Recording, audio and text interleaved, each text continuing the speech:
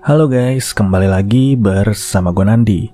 Pada video kali ini, gue akan membahas salah satu film seru berjudul Tidak Pernah Lupa. Gue selalu mendoakan agar kalian dan keluarga bahagia serta sehat selalu ya.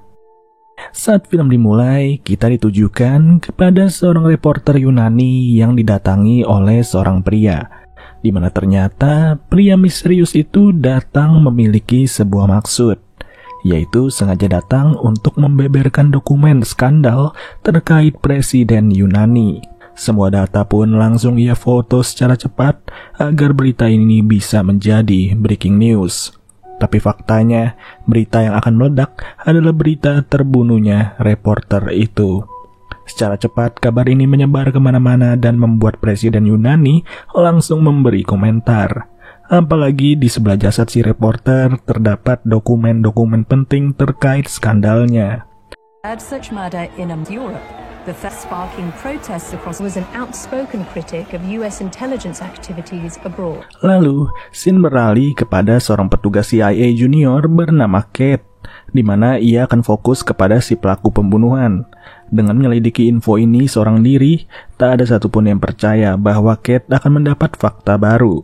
Fakta paling mendekati dan akurat terkait pelaku pembunuhan, di mana cukup dengan memeriksa beberapa CCTV, ia tahu siapa pembunuhnya.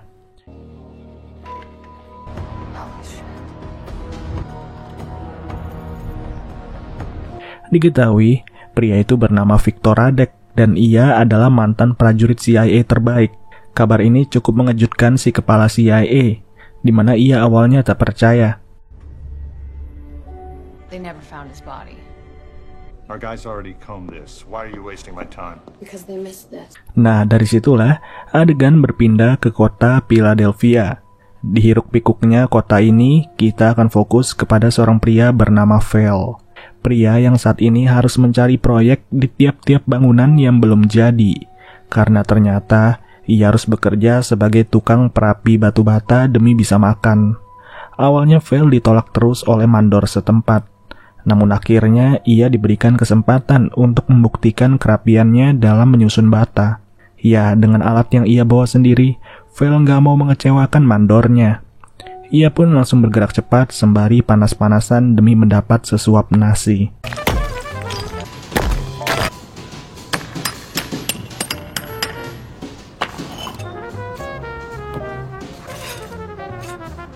Saat jam makan siang, Val datang ke kafe terdekat. Kagetnya baru aja ingin memesan, seorang pria berteriak menyebutkan makanan favorit Val. Yang ternyata suara itu berasal dari kepala CIA yang ditemani Kate, dan mereka sengaja datang untuk menugaskan Val kembali. Is that what we are? Friends, enemies. Recognize this pretty face? Wajar saja, Val juga merupakan mantan CIA terbaik bersama Radek di angkatan mereka. Namun sekarang, mereka bukan lagi teman. Val ditugaskan untuk mencari Radek yang notabene sudah menjadi buron internasional. Ya, Radek telah datang dan ia akan menebar teror ke satu negara, yang kebetulan negara itu adalah Yunani. Alhasil, Val bersama Kate segera ditugaskan untuk pergi ke Yunani berdua saja. Selesai pertemuan itu, Val butuh waktu sejenak untuk berpikir. Ia pun teringat bagaimana dekatnya ia bersama Radek. Bahkan keluarganya Val udah menganggap Radek sebagai ayah kedua.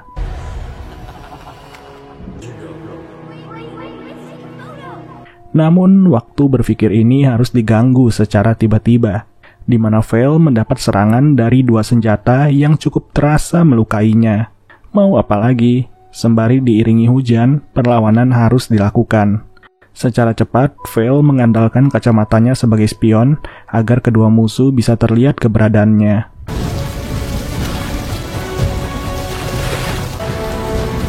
Kebodohan dari kedua musuh ini pun akan menguntungkan Val. Mereka nggak sadar siapa yang sebenarnya sedang mereka hadapi. Memang dari kacamatanya sih seperti kacamata kuli, tapi jangan pernah dipandang sebelah mata atau tidak mereka akan menyesal.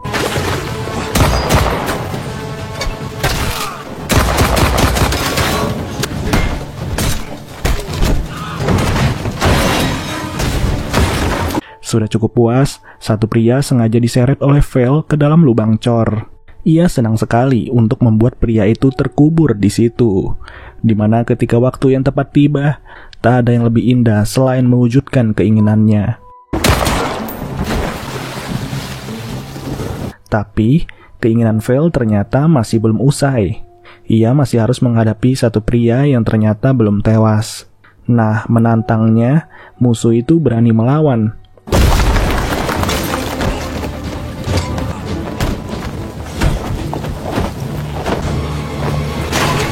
Vale pun lebih diuntungkan. Ia sangat senang bergelantungan di mana lawannya udah terjatuh terlebih dahulu. Hanya saja, Vale nggak mau semudah itu. Ia nggak akan membiarkan lawannya berada sendirian di bawah sana. Alhasil, dengan sedikit bantingan, barulah Vale segera naik lagi ke atas karena sebenarnya ia sudah mencium malapetaka. Kren angkut yang menahan bobot pria itu akan terjatuh. Paginya, Vale langsung datang ke bandara CIA untuk menemui Cat. Vale pun menjelaskan keberangkatannya sedikit telat karena memang tadi malam ia harus menyambut beberapa tamu. Dan setelah ini, mereka berdua akan fokus untuk memburu satu orang, yaitu Radek. Nah, sebelum banyak omong, Vale ternyata nggak mau digurui oleh Cat. Dimana baru saja masuk pesawat, Vale langsung tertidur pulas dengan sangat cepat. Sembari menunggu perjalanan, Cat sengaja membuka beberapa fakta terkait Radek dan juga Vale. Yang sayangnya ia harus mendapat fakta mencengangkan. Fakta terpendam bahwa ternyata Radek telah melakukan perbuatan jahat kepada Vale. Dimana setelah kedekatan mereka, dengan teganya Radek membantai istri beserta anak dari Vale. Hal ini pun menjadi aib tersendiri bagi CIA dan berita atas kasus ini tak pernah keluar. Melihat fakta itu, Cat jadi mengerti betapa tegarnya Vale sebagai kepala keluarga. Sudah menganggap kerabat baik sebagai keluarga, dia malah ditikam begitu aja. Bukan lagi ditusuk dari belakang, tapi keluarganya benar-benar dibuat tewas secara utuh. Mau lapor polisi, tapi CIA-nya sendiri sengaja menutupi aibnya. Tak heran, Vale sengaja keluar dari CIA, sedangkan Radek sendiri telah diberhentikan secara tidak terhormat dan sekarang menjadi buron internasional. Singkat cerita, tibalah mereka di Yunani, di mana bukannya pergi ke penginapan, Vale sengaja membawa Cat untuk menemui seseorang terlebih dahulu.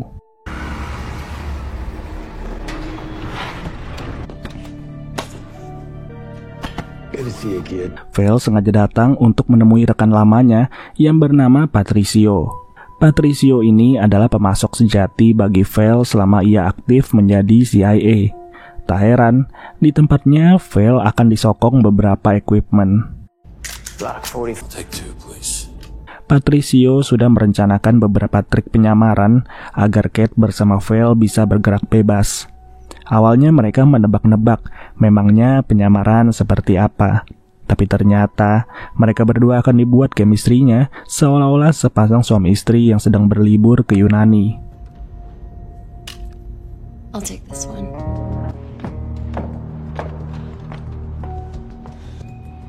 Yes, dear. Lalu, Patricio pun akan memberikan mereka setangkai mawar juga agar lebih romantis. Dan mawar itu adalah Mercedes. CLRE fuel tank and radar detector. Get out to 7.2 liters. You know how to reach me if you need me.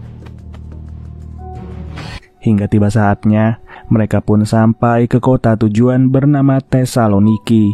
Disinilah Radek sering beroperasi dan kematian si reporter terjadi di kota ini. Jelas Cat bersama Vale merasa gengsi untuk saling mesra. Meski sebenarnya hal ini terpaksa dilakukan karena sekarang seisi Yunani sudah dikuasai juga oleh mafia, di mana mafia-mafia itu telah menjadi bawahan dari Radek serta saling cover untuk menutupi jejaknya. Alhasil, Vale nggak begitu betah berada di penginapan. Ia terpaksa pergi sendiri tanpa mau menunggu Cat yang ingin mandi terlebih dahulu.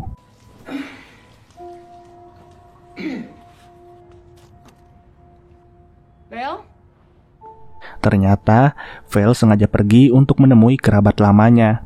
Kerabat lama yang ia dengar-dengar turut berada di Yunani untuk menghabisi masa tua. Belum tahu benar apa tidak ia berada di sini, tapi ternyata Vale tak butuh waktu lama untuk mencari. di mana pada akhirnya ia pun segera menghampiri seorang perempuan bernama Tai. Tai ini adalah mantan asisten Vale selama di CIA. Tapi sekarang Tai udah keluar juga semenjak Vale keluar dari CIA. Vale pun memberitahu bahwa Radek turut berada di Yunani. Yang mana setelah mendengar hal itu, Tai tak percaya sama sekali karena menurutnya Radek sudahlah meninggal dunia. Jika memang betul Radek masih hidup, maka sudah pasti ia pernah melihatnya selama berada di Yunani. Malamnya, Vale kembali pergi ke sebuah tempat. Kali ini ia sengaja datang ke pesta besar dari bos mafia. Bos mafia Yunani yang dulunya sempat ia hadapi juga bersama Radek. Namun sekarang, Radek udah berada di pihak para mafia.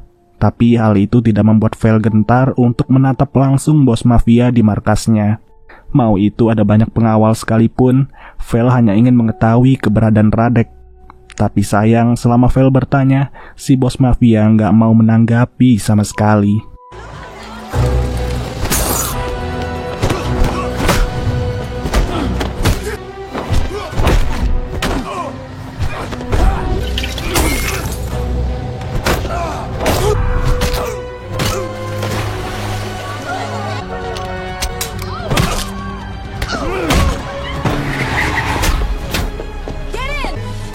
Baik sekali si Cat ini, sudah ditinggal ia pun bisa menjemput tepat waktu.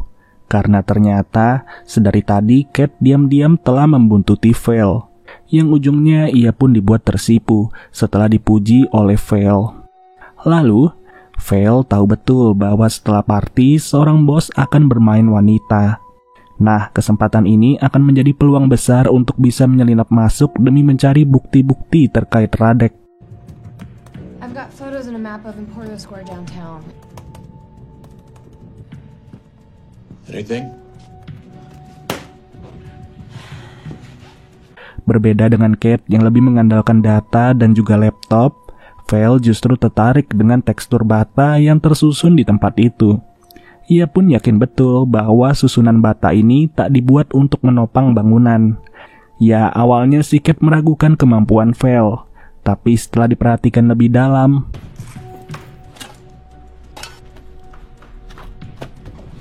How's the workmanship?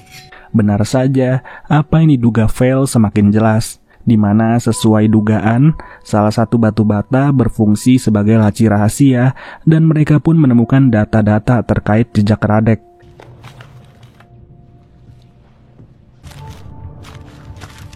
Dan ternyata juga seusai reporter wanita, target berikutnya adalah seorang reporter pria. Tapi tak lama, We just talk.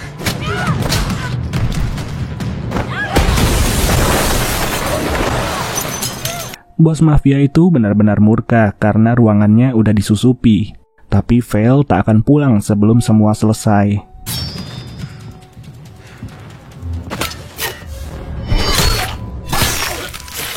Syukur Kate masih selamat. Begitu juga dengan Vale yang mengalami sedikit lecet. Dan sekarang mereka harus pulang untuk pijit refleksi. Paginya, Vale sedikit curhat karena ia masih harus menuntaskan pekerjaan ini. Sebelumnya, Vale sendiri sedikit bimbang untuk menerima ajakan kepala CIA. Tapi setelah dipikir-pikir, ia harus komit sekaligus membalas kematian keluarganya yang telah dibabat oleh Radek. Di mana tak lama mengobrol, masuklah telepon dari kepala CIA. Ya, di sini Vale bersama Kate diberitahu bahwa jejak Radek tercium di pusat kota. Tak tahu apa yang akan dilakukan, tapi yang pasti mereka harus membaca situasi sembari berkeliling dengan hati-hati. Patricio turut dihadirkan sebagai mata elang. Sayangnya beberapa menit setelah itu, Vale harus terkecoh. Ia dijebak oleh Radek dengan pria yang berpenampilan serupa dengan Radek sendiri. Able to protect my family. You really think that you... Who her? Your partner.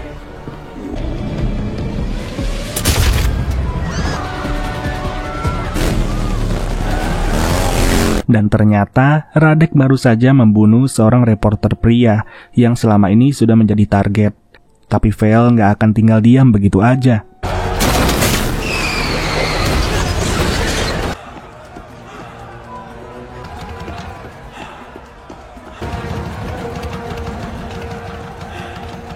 Sayangnya, setelah motor dibuat oleng pun, Radek berhasil lolos.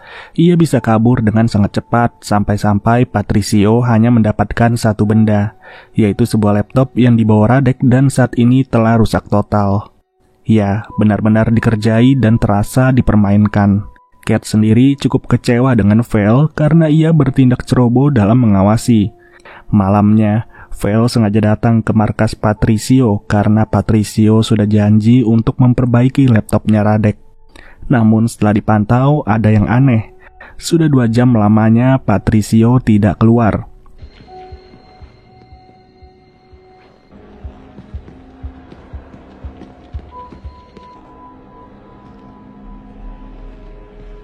Dan di sini, Val tak sengaja melihat satu hal yang ditutupi kain, di mana setelah dibuka,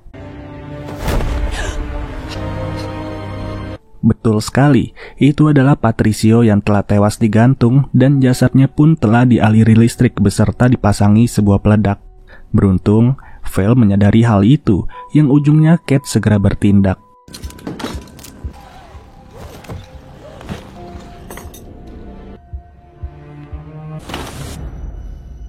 Di saat yang sama, datang lagi kelompok mafia lain. Mereka ingin membalas dendam atas kematian si bos mafia.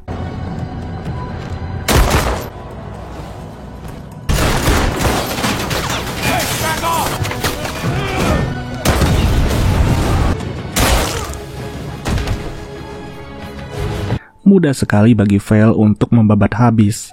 Meski pada akhirnya, ia harus terpojok dengan adanya keberadaan para penembak yang bersembunyi. Celakanya, Cat pun telah ditahan oleh mereka. Dengan begini, Val dipaksa untuk maju dan menyerahkan diri agar Cat bisa selamat.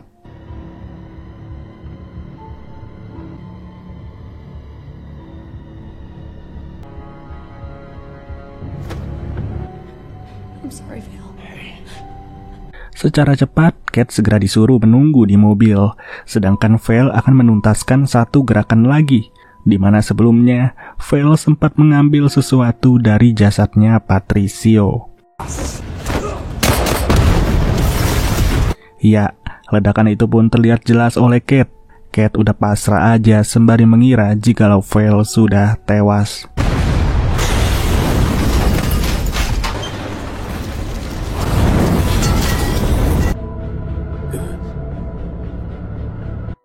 Singkat cerita, Cat ditugaskan oleh kepala CIA yang baru saja dihubungi oleh Radek untuk mencari sebuah handphone di dekat penginapan Cat beserta Val. Nah, setelah didapat, Cat langsung bergegas untuk menyalakan HP tersebut, yang ternyata Radek telah mengarahkan kepada sebuah bangunan kafe di pusat kota. Tapi di sini, Val sengaja datang untuk menggantikan posisinya Cat. Ia paham bahwa ada sesuatu yang direncanakan oleh Radek, dan Cat sendiri tak akan mampu untuk menjalani. Dan tak lama, ia pun mendapati sebuah laptop yang berada di atas sebuah meja. Tapi anehnya, laptop itu tak hidup sama sekali. Tapi ujungnya ia pun mengerti bahwa ini bukanlah soal laptop.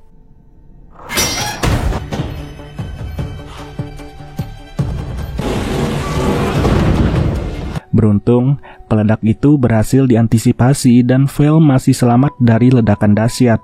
Meski harus mengorbankan sebuah bangunan, Val pun sadar bahwa Radek baru saja melintas. Move over.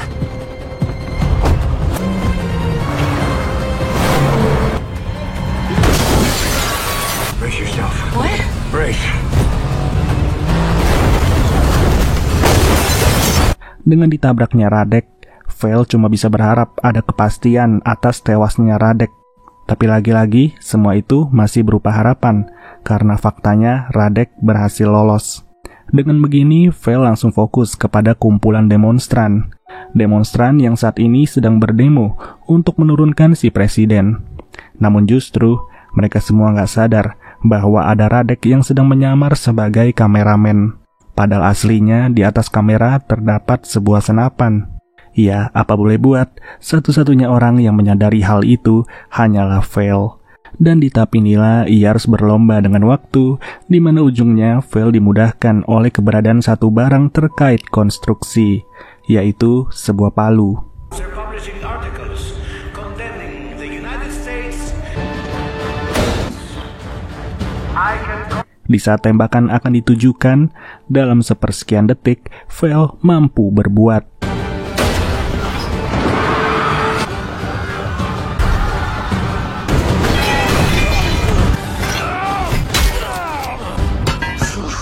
Terbabat habis, itulah kata yang tepat untuk Radek. Sudah misi utama gagal, dia harus kehilangan tangannya pula. Yang mana pembalasan ini semakin setimpal setelah Radek segera ditembak oleh Val. Meski ujungnya Radek kembali mengingatkan bahwa ia pernah dekat dengan keluarga Val. Namun bagi Val semua itu tak berarti lagi karena nyatanya istri beserta sang anak sudah dibantai oleh Radek. Kemudian adegan berpindah kepada Val yang terbaring di rumah sakit. Ia pun langsung disambut oleh Kate beserta kepala CIA yang sengaja datang. Di sini, Val diterangkan bahwa misinya telah tuntas secara total. Val ditawarkan lagi untuk kembali ke dalam CIA. Namun ajakan ini belum bisa dijawab oleh Val, di mana ia masih butuh waktu untuk berpikir. See you around, kid. So long, Bricklayer. Hebatnya, belum lama keluar dari rumah sakit, Val udah bertingkah lagi. Yang ujungnya ia berhasil membersihkan Yunani dari para mafia. Tapi disinilah tanpa disangka ada satu pengkhianat, yaitu Tai.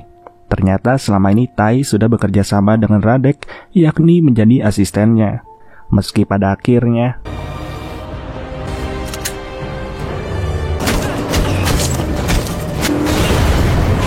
luar biasa memang si Kate ini. Untuk kedua kalinya ia datang di waktu yang tepat. Jelas Kate bukan lagi menjadi CIA junior, tapi sekarang ia sudah layak untuk menjadi asisten resmi dari Val. Kesanggupan Kate itu pun membuat Val berpikir dua kali untuk menerima tawaran CIA, di mana hasilnya Val berminat untuk kembali. Dengan kata lain, momen ini adalah momen terakhir Val berhubungan dengan batu bata, di mana endingnya, dengan penuh rasa syukur, Val pun bangga pernah mencari sesuap nasi sebagai tukang batu. Oke deh guys, bagaimana film yang satu ini? Dan semoga kalian suka ya. So, sampai bertemu lagi di video berikutnya. Gua Nandi cabut dulu. Thank you guys.